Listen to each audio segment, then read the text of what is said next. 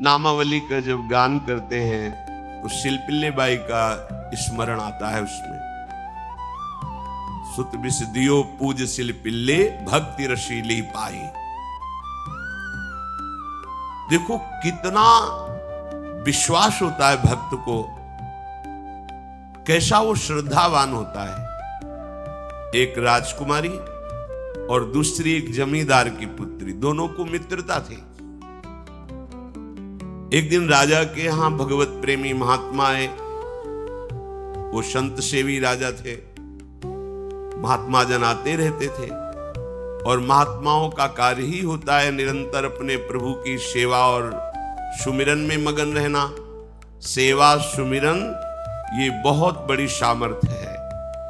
अगर हम हर समय सेवा और सुमिरन में रहें तो कभी कोई माया प्रपंच हमें परास्त नहीं कर सकता। जहां हम सेवा सुमिरन से अलग हुए वहीं माया का प्रभाव पड़ता है। भगवान का शालिग्राम स्वरूप उनके पास था।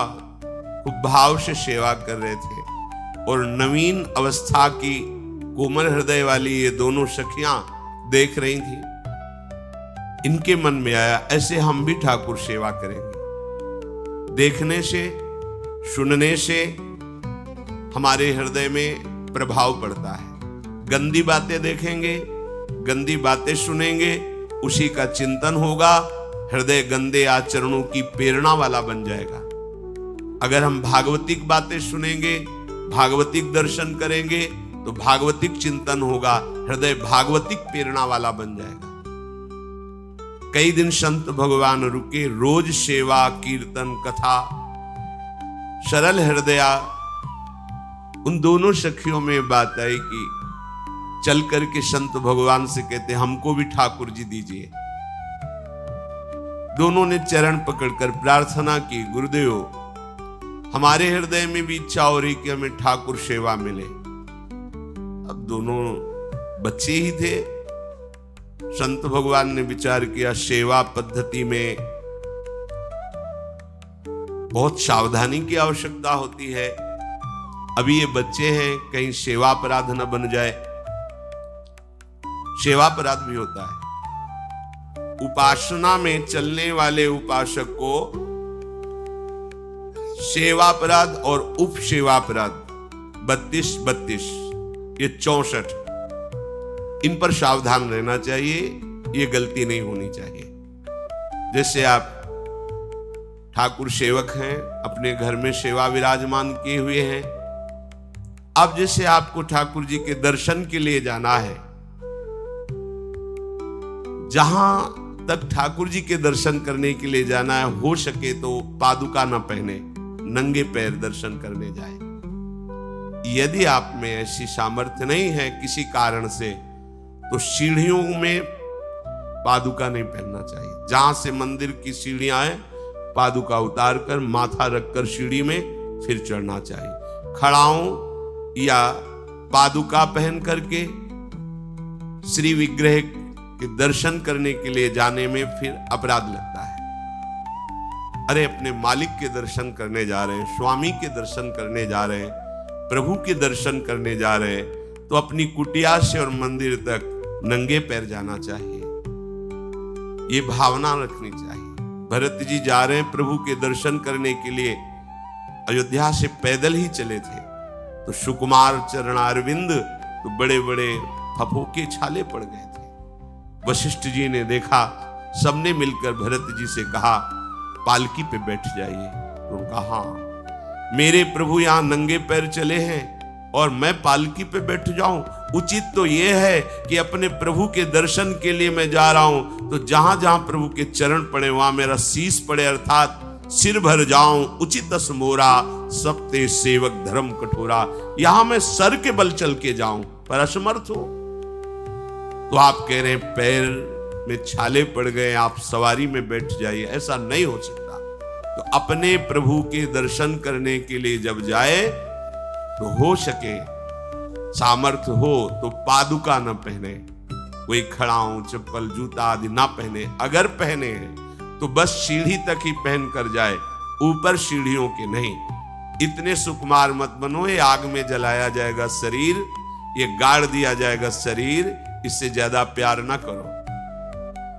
अब इतना दृढ़ विश्वास कि ये बच्चे हैं, सेवा भाव कैसे पूर्ण कर पाएंगे? तो उन संत भगवान ने दोनों बच्चियों से कहा, आप कल ठाकुर जी लाएंगे, हम आपको दे देंगे। तो गांव में घूमे तो आसपास गोले गोले से पत्थर मिले, पत्थर लाए दो और कहा कि ये लो तुम्हारे ठाकुर जी, दोनों को। देखो गुरु वचनों पर और गुरु प्रदत्त सेवा वस्तु पर कितना भाव होना चाहिए। उन्होंने दृढ़ विश्वास किया कि मुझे भगवान गुरुदेव ने दिया, ये भगवान है मेरे। दोनों ने अपने हृदय से लगाया। अब एक जमींदार की पुत्री थी, एक राजकुमारी, स्वर्ण के सिंहासन में, और उनका नाम रखा शिलपिल्ले ठाकुर। शिल मतलब पत्थर, तो उनका तुम्हारे ठाकुर का नाम शिलपिल्ले गोविंद है। दोनों सिंहासन पर रखकर आराधना करती, भाव प्रतिपल बढ़ता गया, नाम निरंतर जप। गुरु प्रदत्त ठाकुर पर विशेष चमत्कार हृदय में प्रकट होता है यदि उन्हीं की नियमावली से चलो। अपने मन से बाजार से खरीद लाए, विराजमान किए हैं, कभी सेवा की कभी नहीं की, वो भी अच्छा है, कम से कम भागवतिक भाव तो है। लेकिन सिद्धि जो प्राप्त होती है वो गुरु कृपा से, गुरु प्रदत्त ठाकुर से। जैसे धन्ना जी को भांग के बट्टे में ठाकुर जी प्रकाशित हो गए, गुरु प्रदत्त। अब ये सखियां जब बड़ी हुई तो इनके ब्याह की बात थी। तो जो राजकुमारी थी उनका राजकुमार से किसी से ब्याह तय हुआ, ब्याह हो गया।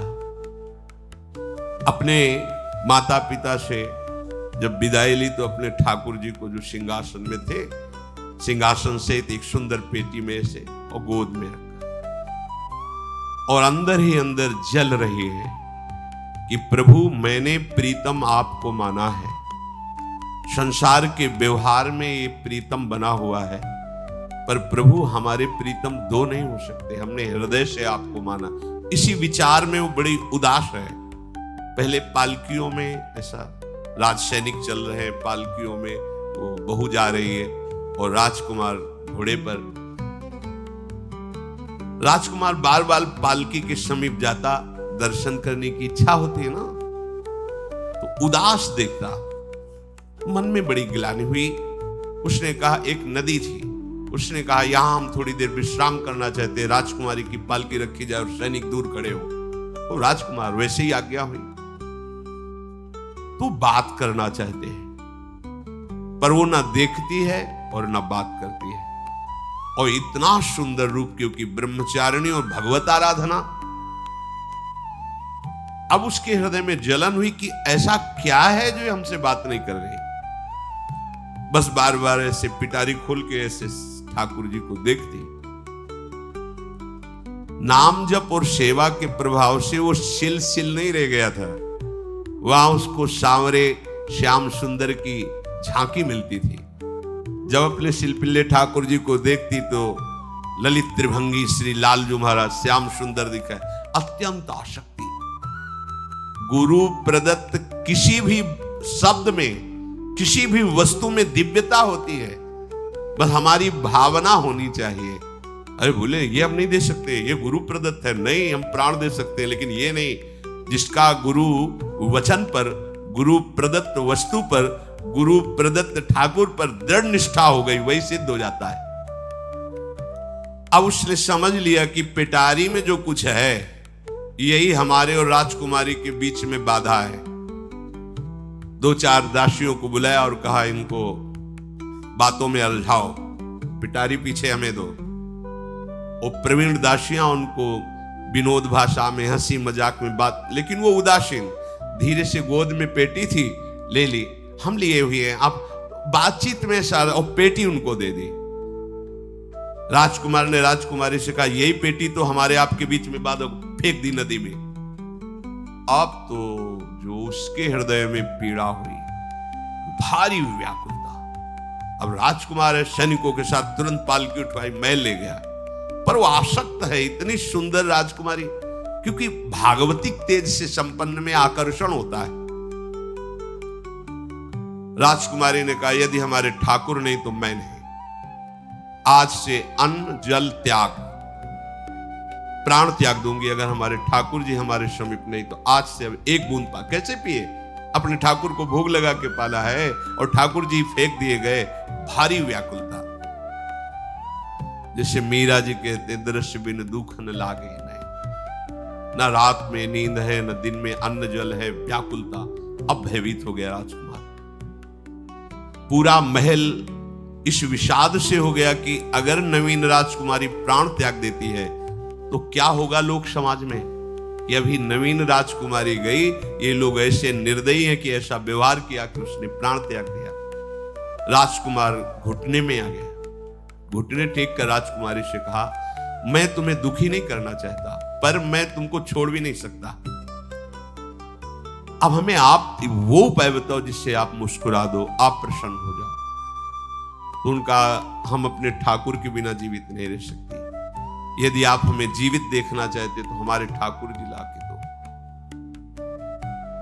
ठाकुर जी को नदी में फेंक दिया था। पारिवारिक जनों के साथ राजकुमार उस नदी के तट पर गए और राजकुमारी से कहा, तुम्हें इतना प्रेम ठाकुर जी से, तो तुमसे ठाकुर जी कितना प्रेम करते हैं?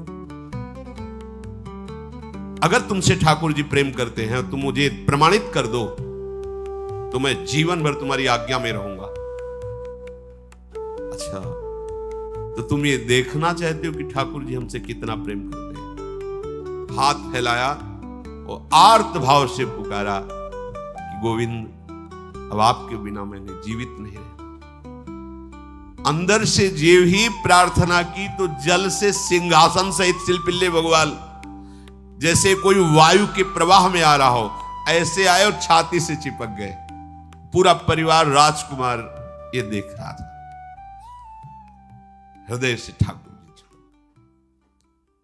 जीवन भर के लिए दासत्व स्वीकार कर लिया और कहा, जैसी आप आज्ञा करोगे। जैसे मीरा जी, जब राणा जी से ब्याह हुआ तो प्रथम मिलन की रात में मीरा जी ने कहा, सावधान, तुम हमारे पति नहीं हो, मेरा सुहाग गिरधर से है, श्याम सुंदर ही मेरे पति हैं। व्यवहार में तुम पति बने हो।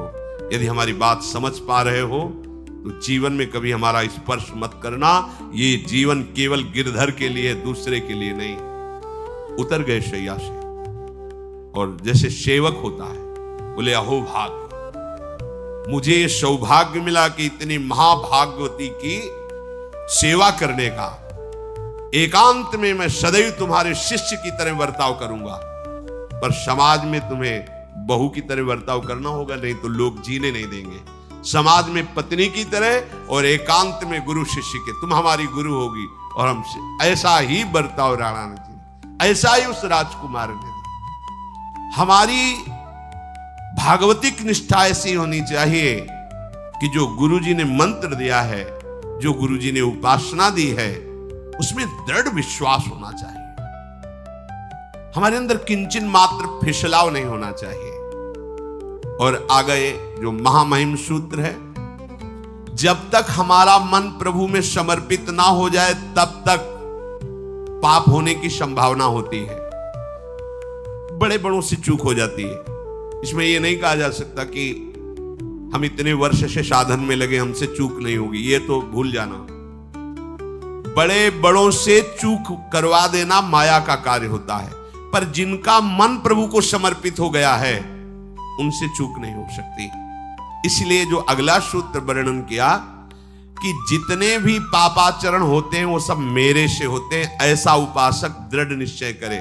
ऐसा नहीं कि पापाचरण भगवान से, भगवान करा रहे हैं। जिन लोगों का एक प्रश्न होता है कि जब सब कुछ भगवान करा रहे हैं, भगवान की इच्छा के बिना पत्ता भी नहीं हिलता, तो जो हम पापाचरण, गलत आचरण, वो भी तो भगवान ही करा रहे हैं। इस विषय को समझना है।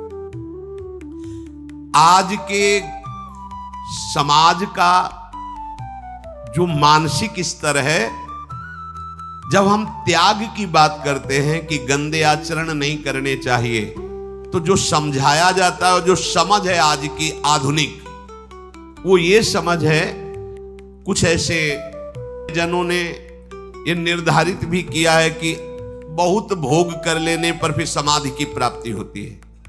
अगर ऐसा होता तो लाखों लोग समाधि को प्राप्त होते, लाखों लोग बिना साधना के। क्यों? बचपन से लेकर के पूरे जीवन तक भोग ही भोग रहे, सब समाधि में पहुंच जाते।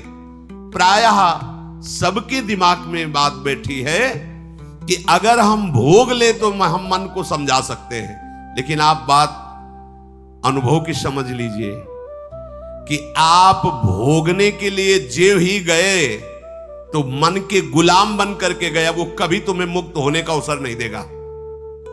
और आज तक किसी ने भी ऐसा नहीं कहा भोग भोगने के बाद कि आज के बाद मैं प्रण करता हूं, मैंने जान लिया कि इसमें सुख नहीं है, आज के बाद कभी भोग नहीं भोगूंगा। कभी किसी ने नहीं कहा।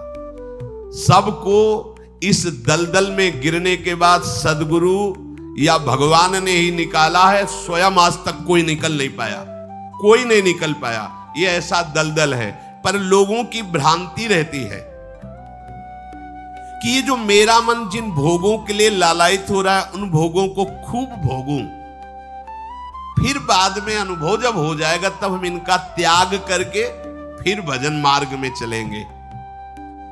जो भजन मार्ग में चलते हैं उनके मन में भी लगा रहता है कि अगर एक बार भोग लूं तो मन को समझा तो सकता हूं। यह है आधुनिक सोच, यह है हमारे मानसिक सोच का स्तर। सब लोग देख लीजिए। अब भागवतिक सोच और शास्त्र सिद्धांत का जो मत है वो ये है, ये डंके की चोट से गाया गया है और इसी मार्ग में चल करके समाधि को प्राप्त हुए महापुरुष।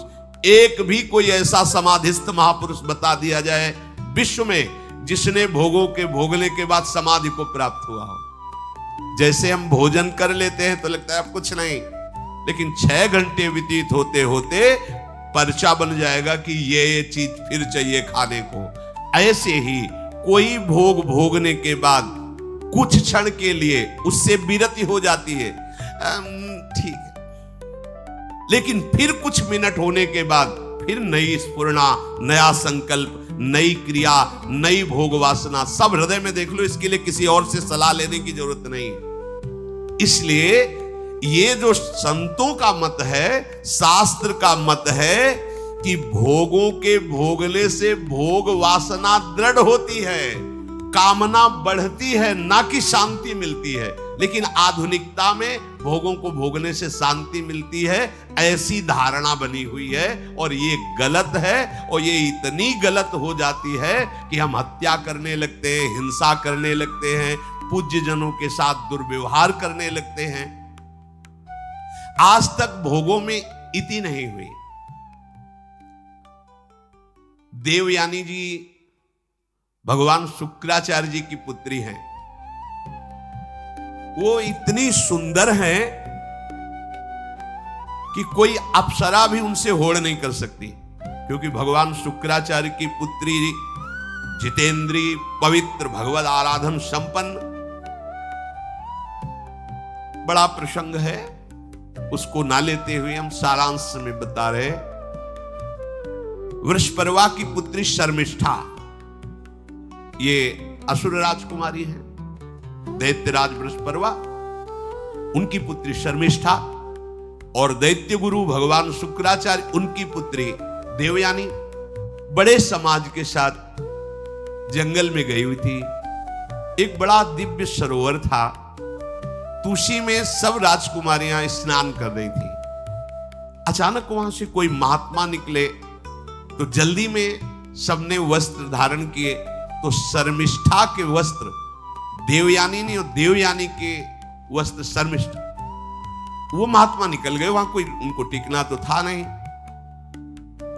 देवयानी ने देखा कि मेरे पवित्र वस्त्र, देवयानी ने वस्त्र धारण नहीं किया शर्मिष्ठा के, जो महात्मा चले तो देखा कि हमारे वस्त्र ये राजपुत्री शर्मिष्ठा धारण किए। तो उनका, तुझे पता है मेरे वस्त्रों को स्पर्श करने का भी तेरे को अधिकार नहीं, तूने धारण कैसे कर लिया?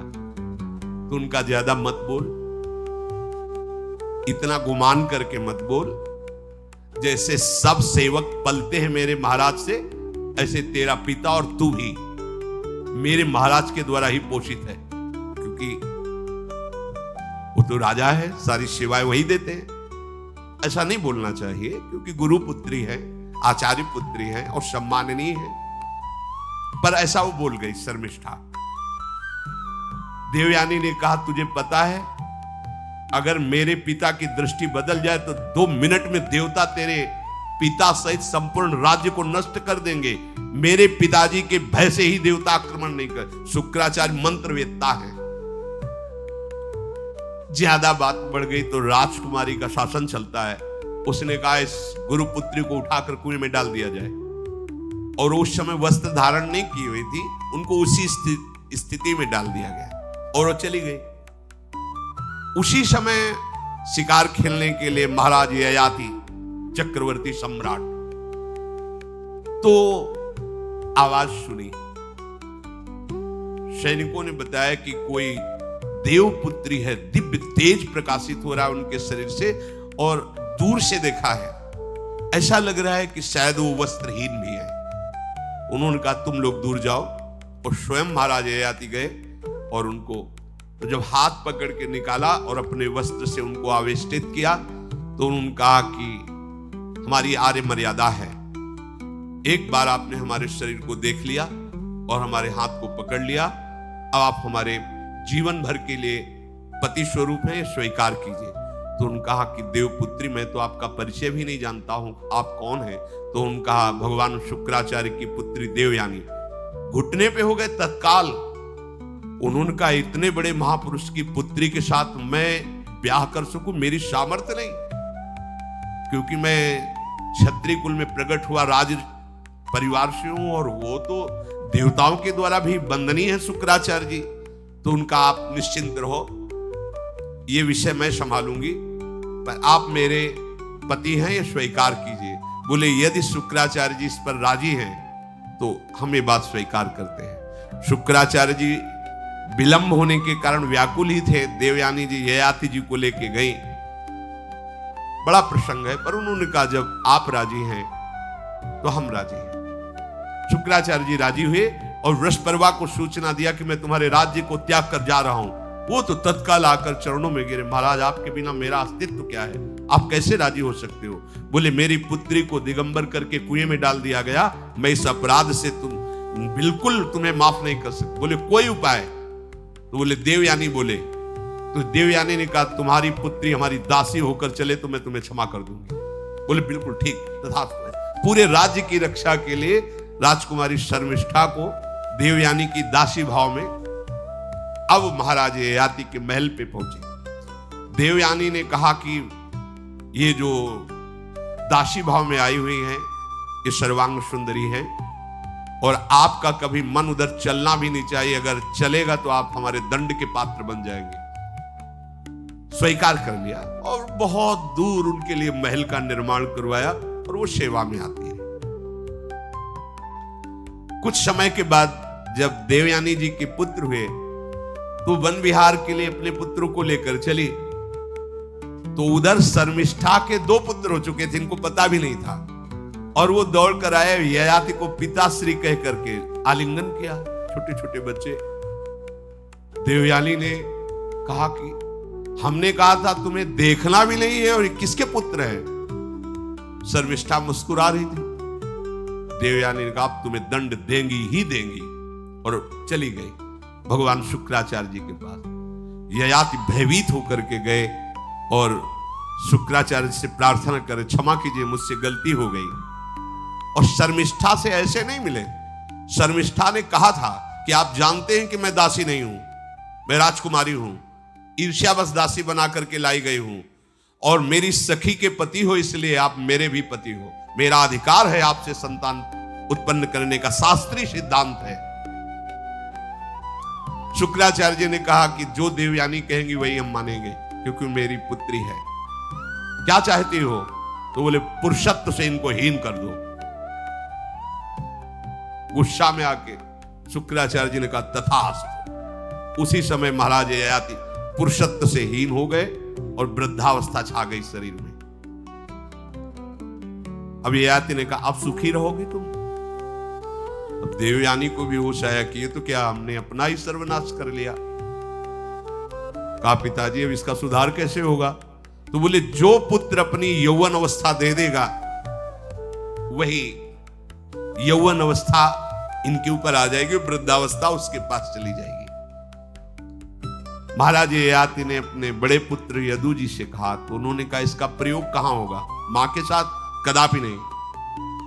मेरी यौवन अवस्था का प्रयोग मेरी मां के साथ कदापि नहीं, क्योंकि वो बड़े ज्ञानी महात्मा, इन्हीं के वंश में भगवान श्री कृष्ण का प्रादुर्भाव हुआ, इसलिए यदुवंशी कहेंगे। सबसे छोटे, शायद उनका नाम पुरु ऐसा कुछ, उन्होंने कहा ये जीवन पिता का दिया हुआ है, इस पर पूरा अधिकार है, आप स्वीकार कीजिए। तत्काल वो वृद्ध हो गए, वो जवान हो गए। कई हजार वर्ष तक उन्होंने अपने पुत्र की आयु का विषयों में सेवन किया। फिर उनके मन में एक दिन बहुत घृणा हुई, धिक्कार है मेरे जीवन को और धिक्कार है इस भोगा शक्ति को। अपनी आयु तो गंवा ही दी, अपने पुत्र की भी आयु गंवा दी, फिर भी वैसे ही भोग वासना। तो उन्होंने सबको शिक्षा देने के लिए बात कही, यत् पृथिव्यां व्रीहि यवं हिरण्यं पशवः स्त्रियः न दुह्यन्ति मनः प्रीतिं पुंसः कामः तस्यते न जातु कामः कामानाम् उपभोगेन साम्यति हविषा कृष्णवर्तमेव भूय एवाभिवर्धते यदा न कुरुते भावं सर्वभूतेष्वमङ्गलं समदृष्टेस्तदा पुंसः सर्वा सुखमया दिशा या दुस्त्यजा दुर्मति भीर्जीर्यतो या न जीर्यते ताम तृष्णा दुःख निवहाम शर्म कामो द्रुतम त्यजेत। जिसका हृदय काम से व्याकुल हो गया है उसको त्रिभुवन की सारी सुंदरी स्त्रियां दे दी जाएं, जौ धान स्वर्ण पशु सब वैभव, तो भी वो कभी तृप्त नहीं हो सकता। ये महाराज ययाति कानून को त्रिभुवन की विषय भोग भोगने से भोग वासना शांत नहीं होती, वरम और प्रबल हो जाती है। जैसे घी की आहुति डालने पर आग भड़क उठती है, वैसे ही भोगों को भोगते ही रहने पर भोग वासनाएं प्रबल रूप धारण कर लेती है और वो इतना कमजोर हो जाता है कि सोचता है मैं इसके बिना जी नहीं सकता।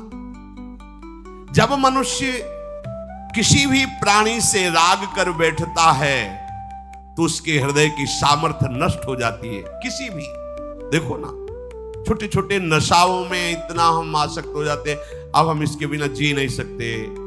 किसी भी वस्तु का जब हम भोग करते इसके बिना जी नहीं सकते। इसलिए सबको संदेश महाराज ययाति देते हैं, यदि तुम अपनी कामना को शांत करने वाले, रोकने वाले बन गए तो दसों दिशाएं तुम्हारे लिए सुखमयी हो जाएंगी। विषयी पुरुष को तृष्णा रात दिन जलाती रहती है, बहुत भोग भोगने पर भी वो कभी शांति या तृप्ति प्राप्त नहीं कर पाता। इसलिए जब हम भगवत मार्ग में चलते हैं तो ये तृष्णा और कामना ये डाइन की तरह हमारे हृदय में लगी रहती है। तृष्णा, भोगे हुए भोग को बार बार भोगने की इच्छा, कामना, सुने हुए देखे हुए भोगों को भोगने की इच्छा। तो उपासक जब तक अपने मन को प्रभु में नहीं दे पाता तब तक मन ये धोखा दे देता है। इसलिए बहुत सावधान रहना चाहिए। प्रभु की शरण में हो करके नाम जप करो और सदैव गुरुजनों की आज्ञा पर रहो, तो ये काम, कामना, वासना, ममता, आसक्ति, राग, द्वेष ये तुम्हें बांध नहीं पाएंगे। इनकी कृपा से आपको भगवत साक्षात्कार हो जाएगा। गुरु वाणी, संतों की वाणी ये हमारा जीवन बन जाए। अगर ये जीवन नहीं है तो फिर मन हमें ऐसी जगह फंसा देगा जहां से हम निकल नहीं पाएंगे। इसलिए सावधान होकर जीवन व्यतीत कीजिए। बड़ा अमूल्य जीवन है, अमूल्य जीवन का लाभ है भगवत प्राप्ति, भगवत साक्षात्कार। श्री राधा वल्लभ लाल।